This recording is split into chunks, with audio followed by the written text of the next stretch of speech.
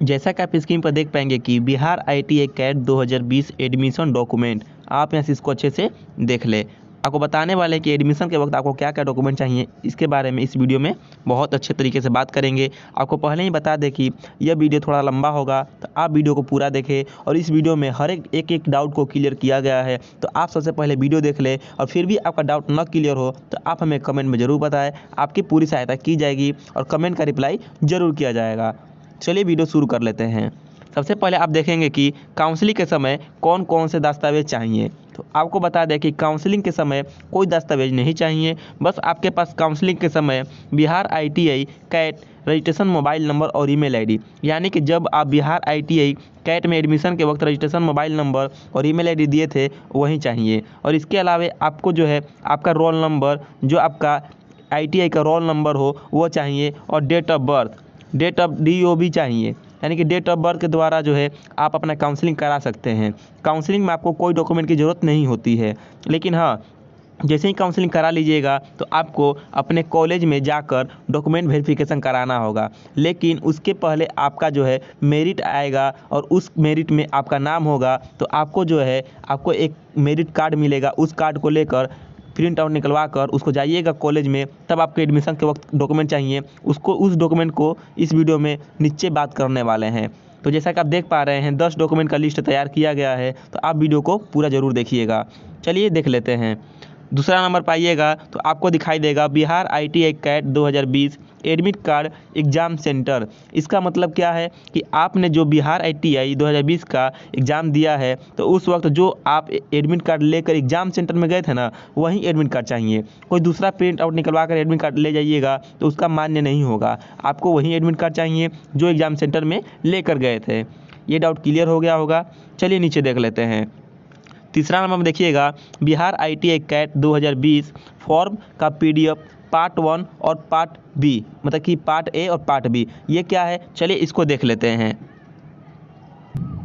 जैसा कि आप स्क्रीन पर देख पाएंगे कि बिहार ITI इंट्रेंस एग्ज़ाम का जो फॉर्म अप्लाई हुआ था, उस समय इसका जो है हार्ड कॉपी प्रिंट आउट निकला था और इसको बोला गया था कि आपको हार्ड कॉपी जो है सेंड नहीं करना है। तो यहाँ पर आप देख पाएंगे, इसी में आपको यहाँ पर आपका रजिस्ट्रेशन नंबर और पार्ट A का फॉर्म दिखाई देगा। आपको यहाँ पर 2 पार्ट दिखाई देगा, पार्ट A और पार्ट B। इसी को आपको ले जाना है। ले जाते वक्त आपके पास 2 चीज़ होना अति आवश्यक है। पहला कि जो आपका यहाँ पर फ़ोटो है वही फ़ोटो आप यहाँ पर चिपका दीजिएगा, लेकिन आपके पास ये फ़ोटो नहीं है तो कोई दूसरा भी फ़ोटो चिपका सकते हैं। लेकिन आप जो है यहाँ पर जो फ़ोटो दिए हैं वही फ़ोटो यहाँ पर चिपका कर ले जाइएगा, तो कोई प्रॉब्लम नहीं होगी। और यहाँ पर जो सिग्नेचर लिखा गया जस्ट वैसा ही यहाँ पर सिग्नेचर कीजिएगा इंग्लिश में, और यहाँ पर हिंदी में सिग्नेचर कर लीजिएगा। करने के बाद इसको नीचे स्क्रॉल कीजिएगा तो आपको यहाँ पर एक और पार्ट B का ऑप्शन दिखाई देगा। आप यहाँ पर देख पाएंगे पार्ट B। चलिए इसको भी अच्छे से समझ लेते हैं। ये पार्ट B है, आप इसको ले जाइएगा। जैसे ही ले जाइएगा तो आपको यहाँ पर दिखाई देगा first counselling, second counselling, third counselling. तो ये जो है जिस काउंसलिंग में आपका नाम आया होगा, यानी कि फर्स्ट लिस्ट में आपका नाम आ गया होगा काउंसलिंग में, तो आपको इसमें फिलअप करेंगे। और सेकंड काउंसलिंग में आया होगा तो इसमें करेंगे, और थर्ड काउंसलिंग में आया होगा तो इसमें करेंगे। आपको बता दें कि ये जो फिलअप होगा इसको आपको नहीं फिलअप करना है, इसको कॉलेज में ले जाना है, कॉलेज वाला ही फिलअप करेंगे। बस आपको 2 काम करना है। पहला, आपको ये फ़ोटो यहाँ पर जो चिपकाया गया है ये फ़ोटो आपको यहाँ पर चिपका देना है। दूसरा, आपको यहाँ पर इसको सिग्नेचर कर देना है जैसे आप यहाँ पर किए थे। तो आप ये पार्ट A और पार्ट B के बारे में समझ गए होंगे। तो चलिए आगे देख लेते हैं। जैसे कि आप अगला देखिएगा, चौथा number Bihar ITI CAT 2020 rank card and result. इससे तो आप परिचित हो गए होंगे कि रैंक कार्ड और रिजल्ट क्या है। चलिए एक बार इसको भी दिखा देते हैं कि रैंक कार्ड और रिजल्ट क्या है। जैसा कि आप यहाँ पर स्क्रीन पर देख पाएंगे बिहार ITI कैट 2020 का यह जो रिजल्ट पब्लिश हुआ था उसी का यह रैंक कार्ड है। आप यहाँ से इस रैंक कार्ड को प्रिंट आउट निकलवा लीजिएगा और इसी को लेकर जाइएगा, तभी आपका एडमिशन होगा। जैसा कि आप जो है ये चारों डॉक्यूमेंट के बारे में अच्छे से समझ गए होंगे। यदि फिर भी ना समझ में आया हो तो आप हमें कमेंट में ज़रूर बताइएगा। चलिए अगला डॉक्यूमेंट को भी देख लेते हैं कि अगला डॉक्यूमेंट क्या क्या दिया गया है। सबसे पहले आप 5वें नंबर पर आइएगा तो आपको यहाँ पर 10th/12th मार्कशीट दिखाई देगा, यानी कि आपको यहाँ पर एक स्टेप बाय स्टेप बताया जाएगा कि किस चीज़ की ज़रूरत है और किस चीज़ की ज़रूरत नहीं है। सारी जानकारी आपको वीडियो मिलेगी, तो आप प्लीज़ वीडियो को लास्ट तक पूरा देखिएगा। उसके बाद ही ना समझ में आए तो आप हमें कमेंट में पूछिएगा लीजिएगा ज़रूर, आपको बताया जाएगा। जैसे कि आप देख पाएंगे कि 5वां नंबर में बोला गया है कि 10th/12 का मार्कशीट। आपको बता दें कि यदि आपने बिहार ITI कैट का एग्ज़ाम 10th बेस पर फॉर्म अप्लाई किया है तो आपको 10th का मार्कशीट चाहिए। यदि आपने 12th बेस पर फॉर्म अप्लाई किया है तो 12th का मार्कशीट चाहिए। आप इसको अच्छे से समझ लें। हाँ, बता दें कि आपको जो है सारा डॉक्यूमेंट जो है ओरिजिनल चाहिए। ठीक है, आपको सारा डॉक्यूमेंट ओरिजिनल चाहिए। यह जो है वेरिफिकेशन होता है और इस ओरिजिनल डॉक्यूमेंट को जमा भी कर लिया जाता है। जी हाँ, जैसा कि आप जानते हैं कि इसको जो है ओरिजिनल डॉक्यूमेंट को जमा कर लिया जाता है। यदि आप ना जानते हो तो इसको ज़रूर जान लें कि आपके पास ओरिजिनल डॉक्यूमेंट हो तो आप तभी, अन्यथा आप काउंसलिंग में भाग ना लें। यदि आपके पास ओरिजिनल डॉक्यूमेंट नहीं है तो आप पहले उसे जुटा लें। यदि आप ओरिजिनल डॉक्यूमेंट जुटाने में सक्षम हो जाते हैं तो काउंसलिंग भाग लें। चलिए आगे देख लेते हैं। आपके पास 10th या 12th, चलिए हम बात कर लें पहले 10th का। जो लड़का 10th पर फॉर्म अप्लाई किया है उसको 10th का मार्कशीट, 10th का प्रवेश पत्र, 10th का पंजीयन, 10th का औपबौधिक प्रमाण पत्र चाहिए। आप यहाँ पर स्क्रीन पर देख पाएंगे। आप यहाँ पर देख लीजिए कि 10th का मार्कशीट, प्रवेश पत्र, पंजीयन और औपबौधिक प्रमाण पत्र की आवश्यकता होगी। चलिए इसको भी एक बार दिखा देते हैं कि ये सब क्या क्या होता है। जैसा कि आप यहाँ पर स्क्रीन पर देख पाएंगे, यह जो है 10th का एडमिट कार्ड है, यानी कि 10th का रिजल्ट है। सॉरी, यह जो है 10th का रिजल्ट है, आप यहाँ पर देख पाएंगे। इसी प्रकार आपका जो है ITI में इसको जमा कर लिया जाता है और जो इसको जो है यहाँ से पिन अप करके, आप यहाँ पर स्क्रीन पर देख पाएंगे, यहाँ पर इसको पिन अप किया गया है। आप यहाँ पर देखेंगे कि इसको यहाँ से पिन करके इसको डॉक्यूमेंट को जमा कर लिया जाता है और ये डॉक्यूमेंट जो है आपको 2 साल ITI पूरा करने के बाद आपको दे दिया जाता है। चलिए आगे भी देख लेते हैं। यदि आप 12th पर फॉर्म अप्लाई किए हैं तो आपको जो अपना 12th का मार्कशीट देना होगा। जैसा कि आप यहाँ पर स्क्रीन पर देख पाएंगे, यह 12th का मार्कशीट है। आप यहाँ से अपना जो है 12th का मार्कशीट दीजिएगा। यदि आप जो है 10th पर अप्लाई किए हैं तो 10th का मार्कशीट दीजिएगा। यदि 12th पर किए हैं तो 12th का दीजिए। और आप यहाँ से देख पाएंगे कि 10th का एडमिट कार्ड, जैसा कि आप देख पाएंगे कि इनका जो है ITI में सिलेक्शन हुआ था तो इनको जो है 10th का एडमिट कार्ड, 10th का रिजल्ट, 10th का औपबौधिक प्रमाण पत्र, सारा डॉक्यूमेंट इन्होंने दिया तो इनका जो है यहाँ पर पिन अप करके इनको रख लिया गया और इनको जो है 2 साल बाद ये डॉक्यूमेंट मिलेगा। जी हाँ, आपको जो है ये डॉक्यूमेंट जो है 2 साल बाद ही मिलेगा, लेकिन आपको बीच में कभी ये डॉक्यूमेंट आवश्यकता पड़ जाती है तो 3 मंथ के बाद आपको दे दिया जाएगा। 3 मंथ के बाद जो है आपको डॉक्यूमेंट दे दिया जाएगा। लेकिन यदि आप 3 मंथ से पहले इस डॉक्यूमेंट को निकालना चाहते हैं अपने कॉलेज से तो ये जो है आपको डॉक्यूमेंट नहीं मिलेगा। तो इसीलिए जब भी आप अपने कॉलेज में डॉक्यूमेंट जमा करने जाएँ तो करीबन 2 जीरोक्स कॉपी या फ़ोटो कॉपी इसको धर ले। अपने पास 2 फ़ोटो कॉपी या जीरोक्स कॉपी इसको निकाल कर रख ले, तभी आप इस डॉक्यूमेंट को अपने कॉलेज में जमा करें। इसके बाद आपको बता दें कि इसके अलावा और क्या होती है। जैसा कि आप यहाँ पर स्क्रीन पर देखेंगे कि आपको यहाँ पर एक दिखाई देगा पंजीयन पत्र। ये पंजीयन पत्र होती है, इसको भी आपको देना होता है। जैसा कि आप यहाँ पर देखेंगे, इसको कॉर्नर साइड में यहाँ पर भी इनको पिनअप किया गया है। आप यहाँ से देखेंगे आपका भी डॉक्यूमेंट को इस तरह पिनअप करके रख लिया जाता है और इसको 2 साल पूरा होने के बाद ही आपको इस डॉक्यूमेंट को फिर पुनः आपको दे दिया जाता है। सबसे महत्वपूर्ण बात आपको बता दें कि यदि आप 10th बेस पर या 12th बेस पर फॉर्म अप्लाई किए थे तो आपको TC या CLC की आवश्यकता होगी। ये TC क्या है और CLC क्या है इसको भी समझ लेते हैं। जिनके पास TC या CLC ना हो तो वह जो है अपना TC और CLC कहीं से भी जुगाड़ कर ले। यदि ना हो पाए तो आपका जो एडमिशन नहीं हो पाएगा। यह जो होता है नेसेसरी होता है। यदि आपके पास ये TC या CLC है तभी भी आप सरकारी ITI में एडमिशन ले सकते हैं। यदि आपके पास नहीं है तो आप जो है सरकारी ITI में एडमिशन नहीं ले सकते हैं। तो आप जो देखेंगे कि यदि आप 10th बेस पर अप्लाई किए हैं तो आपका 10th का TC चाहिए। यदि आप 12th बेस पर अप्लाई किए हैं तो 12th का TC चाहिए। यदि आप जो है 10th बेस पर अप्लाई किए हैं और अभी जो है 12th क्लास में पढ़ रहे हैं तो आपको अपने 12th क्लास के जिस कॉलेज में पढ़ रहे हैं उस कॉलेज में जाइएगा, कहिएगा मुझे CLC की आवश्यकता है तो आपको CLC निकाल कर दे देगा। ठीक है, CLC निकाल कर दे देगा तो CLC जैसे ही निकालेगा तो आपका जो है 10th क्लास में से नाम जो है कट जाएगा और आपका जो है नाम ITI में एडमिशन हो जाएगा।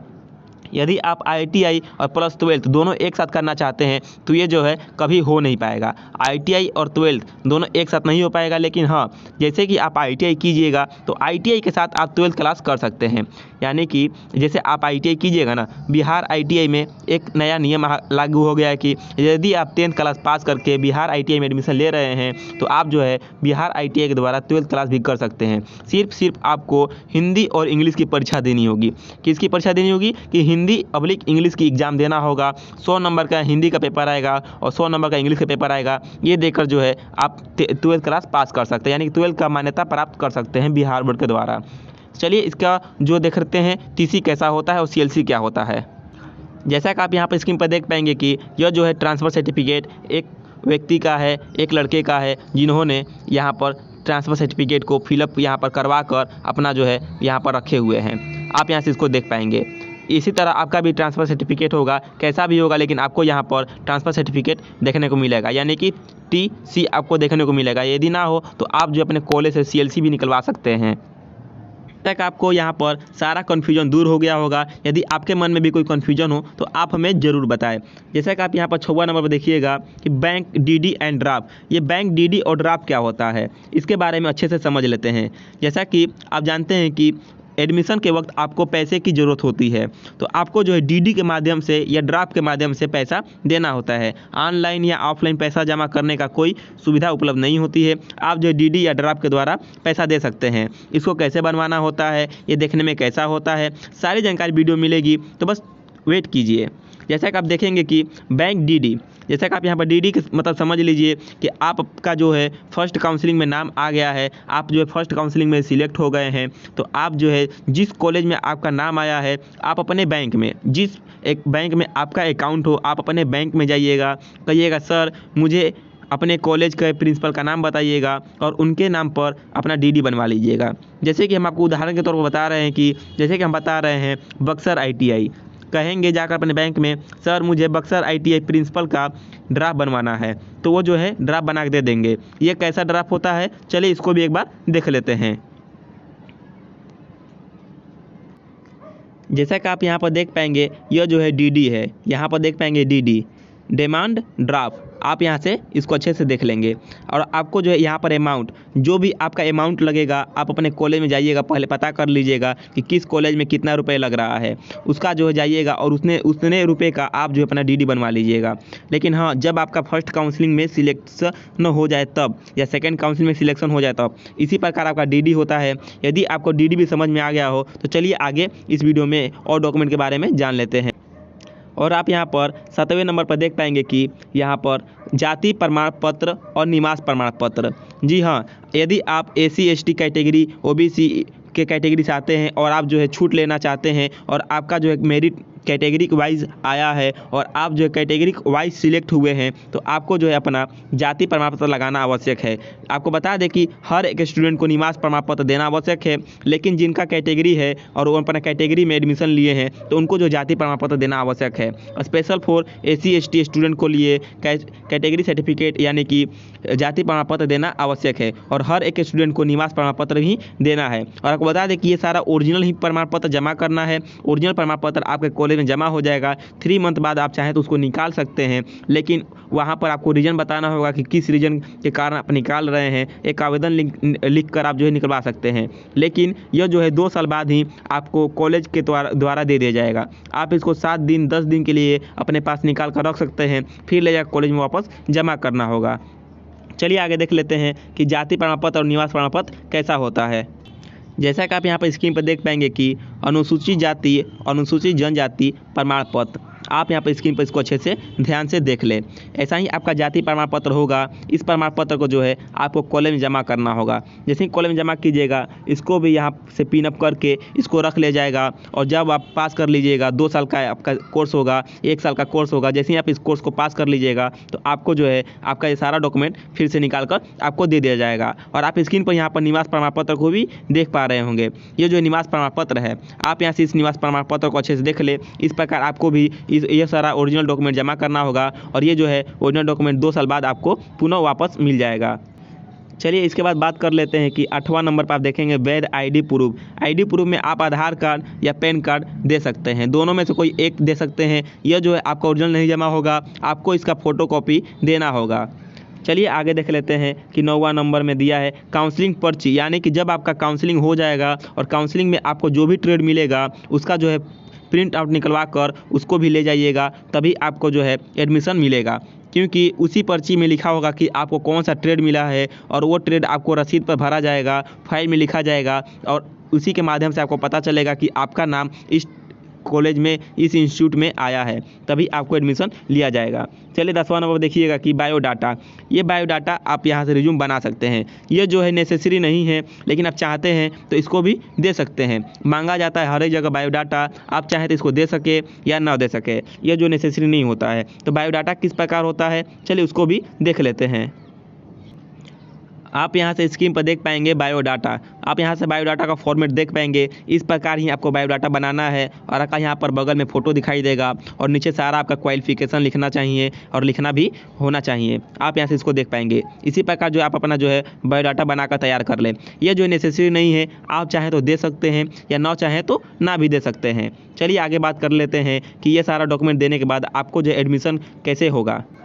जैसा कि आप यहाँ पर स्क्रीन पर देखेंगे कि office of the principal ITI, आप यहाँ से इसको अच्छे से ध्यानपूर्वक देख लें।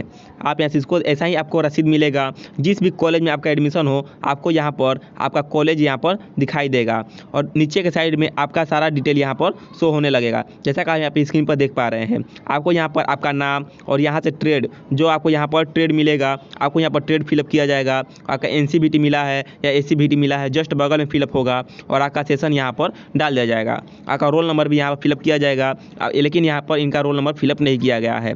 और इसके जैसे नीचे स्क्रॉल कीजिएगा, आप जैसे ही जितना रुपए का DD बना के दीजिएगा, उस DD के हिसाब से आपका जो है यहाँ पर रसीद काटा जाएगा और सारा यहाँ पर पैसा आपको यहाँ पर मेंशन कर दिया जाएगा और आपको ये स्लिप दे दिया जाएगा।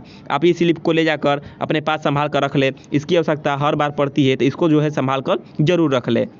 जैसा कि आप देख पा रहे हैं कि यहाँ पर एक ID कार्ड आपको दिखाई देगा। यदि आपका भी एडमिशन हो जाता है तो आपको भी ITI की तरफ से, एक गवर्नमेंट ITI की तरफ से आपको एक ID कार्ड दिया जाता है। इसी ID कार्ड के द्वारा आपका उस ITI में प्रवेश मिलता है और आप पढ़ाई कर सकते हैं। आप जैसे ही क्लास करने जाइएगा तो आपको ये एक ID कार्ड मिलेगा। इस पर आप अपना फ़ोटो या आप यहाँ पर अपना डिटेल फिलअप करके प्रिंसिपल से साइन और मोहर कराकर अपने पास रख सकते हैं। यदि आपको और वीडियो में कोई जानकारी चाहिए, यदि आपके पास और कोई जानकारी हो और आप हमसे शेयर करना चाहते हैं तो कमेंट में ज़रूर बताइएगा। और आपके मन में कोई सवाल हो तो आप ज़रूर हमसे पूछिएगा, उसका जवाब ज़रूर दिया जाएगा। यदि वीडियो पसंद आया हो, ज़्यादा से ज़्यादा शेयर करें। यदि हमारे चैनल पहली बार आए हैं तो चैनल सब्सक्राइब करना न भूलें। धन्यवाद।